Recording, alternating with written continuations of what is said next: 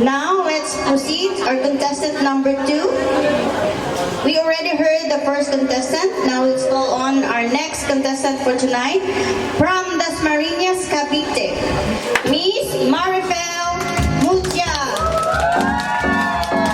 Hey everyone, my name is Marifel Mutya, 29 years old from Dasmariñas, Cavite. I know about the Resto Bar because I have a colleague who goes here all the time, and I also have my husband who used to work here at the Resto Bar. And I joined the singing search for the one singing star because I want to encourage and to inspire people in singing, and I also want to share and showcase my talent in singing. And my messages to my friends and families in the Philippines, hello sa inyo, and see you again soon. And also to my kids, hello, who's waiting for me at home. See you soon again. Thank you.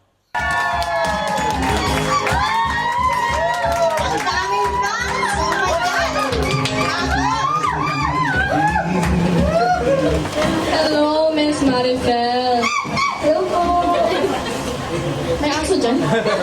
Okay. May I ask po, how many years ka na po dito sa Vietnam? 1 year na po kami nito. April lang po. 1 year.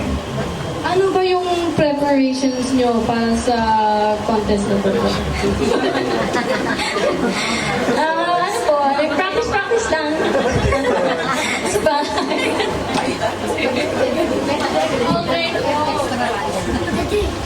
Now, without further ado, good luck po. Good luck po. Show us what you've got, and the floor is yours. Ang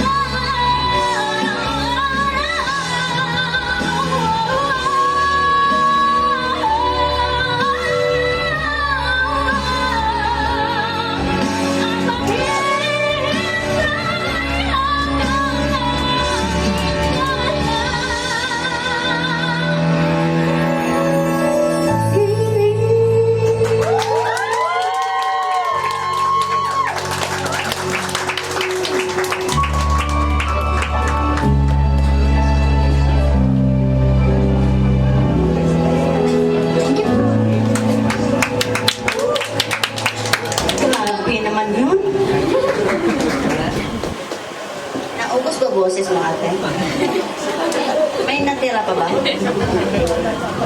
Baka bukas hindi ka na makapagsalita.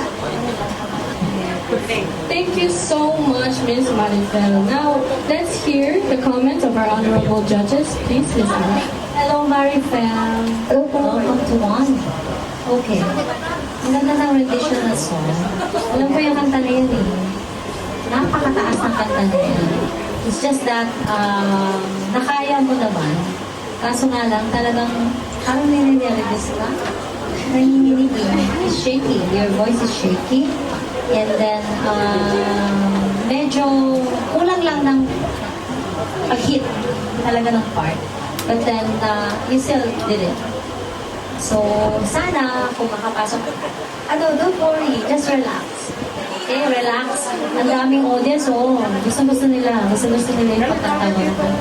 Siguro talagang kinabahan ka lang. So, hopefully, sa next, pag makapasok na service, just relax and don't mind them. Just sing with your heart. Okay? Thank you. Thank you, Miss Ara. And now let's hear from Miss Erna. Hi, Marifel.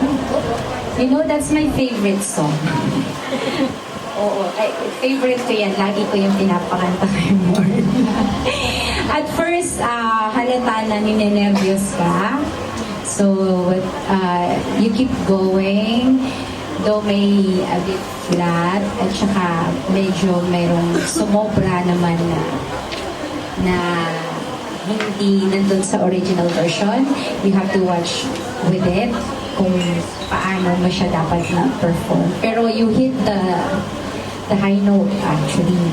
Nagulat ako na akala ko ninervyusin ka rin doon sa high note. Pero you did it very well. So, more practice and don't be shy, don't be nervous. Kaya natin yan. Kapag nasa iyo yung stage, you have to think na ikaw lang yung nandyan para makanta mo talaga siya ng todo. Okay? Congratulations in advance. Thank you, Miss Erna. Congratulations. Thank you po.